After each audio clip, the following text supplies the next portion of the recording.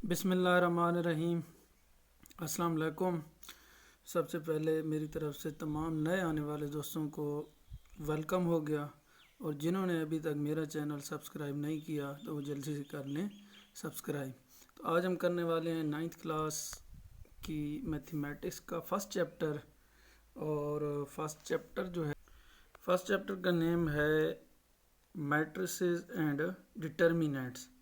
तो इसके अंदर ये उन्होंने देखें आउटलाइन दी हुई है। सबसे पहले लिखा हुआ introduction to matrices, types of matrices, addition and subtraction of matrices, multiplication of matrices, multiplicative inverse of matrices, solution of simultaneous linear equation.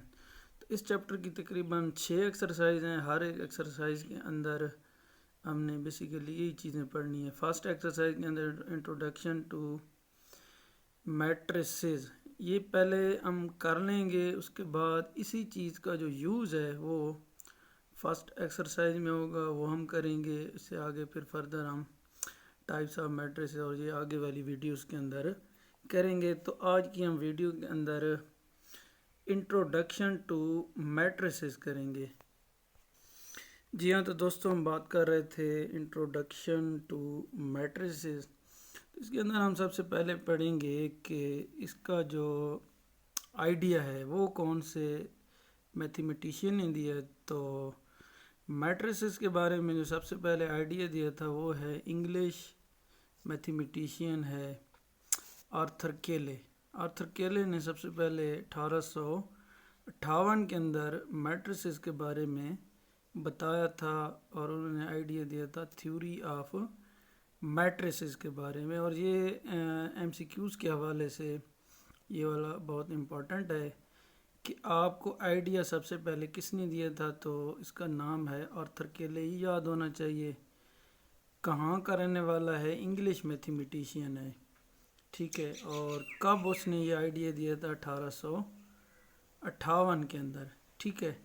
और इसके बाद फिर आगे है यूजेस के अंदर ये मैट्रिसेस का जो यूज़ है ये मैथमेटिक्स के अंदर है, फिज़िक्स, इलेक्ट्रॉनिक्स के अंदर, और इसका इम्पोर्टेंट रोल है कंप्यूटर साइंस के अंदर।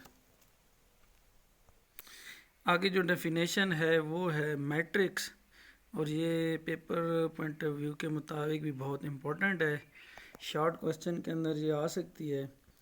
तो चलें स्टार्ट करते हैं मैट्रिक्स के बारे में।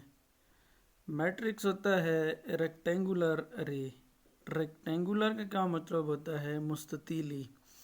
और मुस्ततील का आपको पता है क्या होती है, जिसकी लेंथ और विड्थ बराबर ना हो।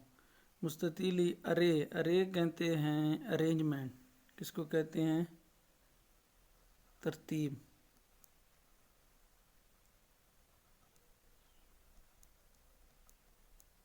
और कलेक्शन ऑफ रियल नंबर कोई भी हो सकते हैं, 0 1 2 3 4, माइनस वाले हो गए, कोई भी हो सकते हैं, रियल नंबर्स हों, और उनको आप रेक्टेंगुलर अरे यानी मुस्ततीली तरतीब के अंदर लिखें, और उनके इर्द गिर्द क्या लगा दें, ये बड़ी ब्रैकेट्स लगा दें। तो ये आपके पास कौन सी शेप बन जाती है, और इसको क्या कहते हैं, इसको कहा जाता है मैट्रिक्स। ये देखिए, जैसे मैंने लिखा है 0 1 2, यानी पहले मैंने लिखा है 0, फिर उसको एक मुनासिब फासला दिया है, मुनासिब फासला दे के आगे अगला नंबर लिखा है। जितना ये फासला दिया है उतना ही आगे मैंने इसका ये फासला रखा है, और आगे 2 लिख दिया है। इसी तरह नीचे 3 4, यानी एक तरतीब के साथ मैंने इनको लिख दिया है, और इर्द गिर्द मैंने इनके क्या लगा दिए हैं, बड़ी ब्रैकेट्स। कोई रियल नंबर हो उनको एक ख़ास तरतीब के साथ लिखें, और इर्द गिर्द आप अगर बड़ी ब्रैकेट्स लगा दें तो इसको हम क्या कहते हैं, मैट्रिक्स।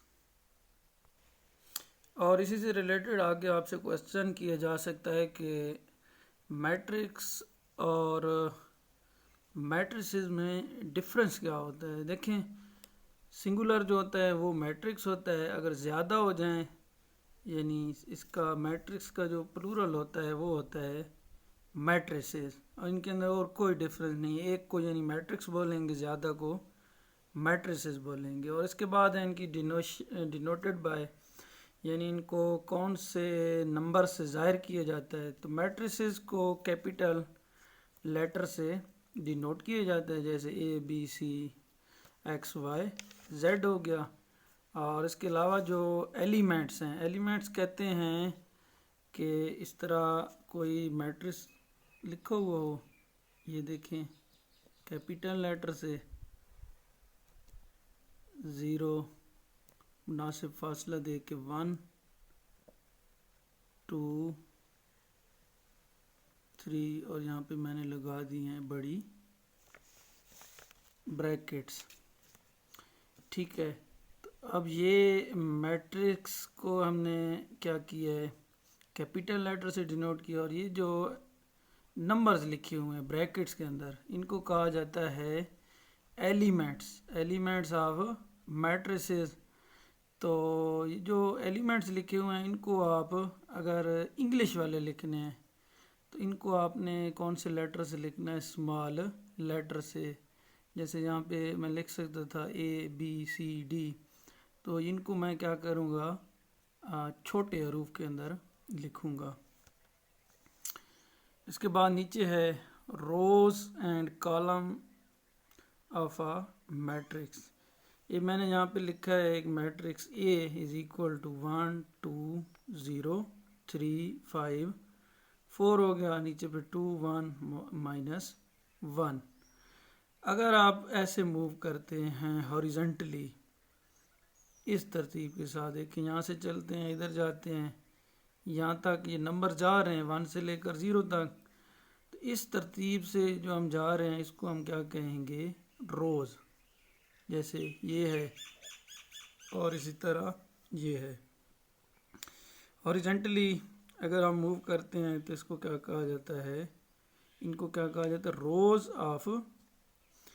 ऑफ मैट्रिसेस या मैट्रिक्स कह सकते हैं। इसी तरह ये रो 1 हो गई, रो 2 हो गई, रो 3। अगर आपने बताना है कि कॉलम ऑफ मैट्रिक्स क्या होते हैं, तो कॉलम वर्टिकल होता है, यहाँ से लेके ऐसे, यहाँ से लेके ये दूसरा कॉलम हो गया और ये तीसरा कॉलम। इसको हम लिख सकते हैं सी, कॉलम को सी से C1, ये हो गया कॉलम C2 और ये हो गया कॉलम C3। हॉरिजॉन्टली मैट्रिक्स के अंदर जिस तरह से जो एंट्रीज होंगी, अगर आप उनको इस तरीके से देखेंगे तो ये कहलाएंगी रोज़, ऐसे ऐसे। और अगर कॉलम आपने चेक करना है तो ऊपर से आपने नीचे आना है, ऐसे। जी हाँ, तो आगे है ऑर्डर ऑफ मैट्रिक्स। तो इससे रिलेटेड अगली एक्सरसाइज के अंदर क्वेश्चन भी हैं कि कोई आपको मैट्रिक्स दिया जाएगा और आपको कहा जाएगा कि आपने इसका ऑर्डर लिखना है। और ऑर्डर बेसिकली होता है, सबसे पहले आपने मैट्रिक्स को देखना है। मैट्रिक्स कोई भी है वो आपको गिवन होगा, ठीक है। उसके अंदर पहला काम है आपने नंबर ऑफ रोज चेक करनी है, ठीक है। जितनी उसकी नंबर ऑफ रोज हों वो लिख लें। जैसे ये जो मैट्रिक्स है इसकी नंबर ऑफ रोज कितनी है, ये देखें, ये 1 और 2। नंबर ऑफ रोज पहले लिख दें, ठीक है। फिर उसके बाद आपने क्या चेक करने हैं, इसके नंबर ऑफ कॉलम। ये देखें फर्स्ट कॉलम और ये सेकंड कॉलम, तो दरम्यान में आपने लिखना है 2 बाय और कॉलम की तादाद, रोज़ की तादाद, उसके बाद कॉलम। ये तरतीब है ऑर्डर लिखने की। तो इसका ऑर्डर अब क्या बन गया, 2 बाय 2। और इसी तरह ये आपको दूसरा मैट्रिक्स गिवन है, इसकी रोज़ कितनी है, ये फर्स्ट रो, सेकंड, थर्ड हो गई। तो इसकी कितनी रोज़ हैं, रोज़ की तादाद है 3 बाय कितने कॉलम्स हैं, 1 2 और ये 3। तो इसका ऑर्डर कितना हो गया, 3 बाय 3, या आप ऐसे भी लिख सकते हैं 3 क्रॉस 3। और इसी तरह इसको भी आप लिख सकते हैं 2 क्रॉस 2। ये हो गया ऑर्डर और ये भी हो गया इस मैट्रिक्स का ऑर्डर। और इसी टॉपिक से रिलेटेड अगली जो डेफिनेशन है वो है इक्वल मैट्रिसेस। इक्वल का मतलब होता है बराबर, बराबर होना मैट्रिसेस, यानी मैट्रिसेस का बराबर होना। और लाजमी बात है बराबरी के लिए दो चीज़ों का हम लोग क्या करेंगे, कंपैरिजन करेंगे, और फिर उसके बाद कुछ चीज़ें होंगी वो हम मैट्रिसेस के अंदर चेक करेंगे। अगर वो चीज़ें दोनों मैट्रिसेस की बराबर होंगी तो हम उन मैट्रिसेस को नाम देंगे इक्वल मैट्रिसेस का, यानी वो दोनों मैट्रिसेस आपस में बिल्कुल बराबर हैं। तो फॉर इक्वल मैट्रिसेस पहला काम है हमारे पास कितने मैट्रिक्स होने चाहिए, 2 होने चाहिए। कितने होने चाहिए, 2 मैट्रिक्स होने चाहिए, ठीक है। और दूसरी चीज़ उनकी जो मैट्रिसेस का ऑर्डर है वो भी क्या होना चाहिए, सेम होना चाहिए। और तीसरी चीज़ बोथ मैट्रिसेस इंट्रीज सेम, यानी उन दोनों जो मैट्रिसेस हैं उनकी इंट्रीज सेम होनी चाहिए। मैं यहाँ पे आपको एग्जांपल देता हूँ। फर्स्ट करें ये पहला मैट्रिक्स है ए, इसकी इंट्रीज हैं 2 4 6 8। इसके अलावा हमारे पास दूसरा मैट्रिक्स बी है और इसकी इंट्री पहली है 2, दूसरी फर्ज करें ऐसे लिखी हुई है 5 - 1, और ये लिखी हुई है 8 - 2, और यहाँ पे लिखा हुआ है। तो पहली चीज़ है हमारे पास 2 मैट्रिसेस होने चाहिए। ये देखें 2 पड़े हैं ए बी, पहली कंडीशन फुलफिल हो गई। दूसरी है कि इसका हमने ऑर्डर चेक करना है। इसका ऑर्डर देखें, ये फर्स्ट रो सेकंड रो, तो इसकी टोटल रोज कितनी है 2, और इसके कॉलम भी कितने हैं 1 2, कॉलम हो गए 2। इसके अलावा ये है इसकी देखें यहाँ पे रोज 2 और कॉलम भी 2 हो गए। अब ये कंडीशन भी फुलफिल हो गई है। तीसरी कंडीशन है कि आपने एंट्रीज चेक करनी है इसके एलिमेंट्स। ये देखें यहाँ पे पहला 2 है, यहाँ पे भी 2, यहाँ पे 4 लिखा हुआ है, यहाँ पे लिखा हुआ है 5 - 1। 5 - 1 का मतलब होता है 4, तो ये दोनों भी बराबर हैं। यहाँ पे 6 लिखा हुआ है, 8 - 2 कितना होता है 6, और यहाँ पे 8 है, यहाँ पे 8 है, तो यानी ये वाली कंडीशन भी फुलफिल हो रही है। तो हम कह सकते हैं कि A matrix is equal to B matrix. तो हम इन दोनों मैट्रिक्स को क्या नाम दे सकते हैं, दीज टू आर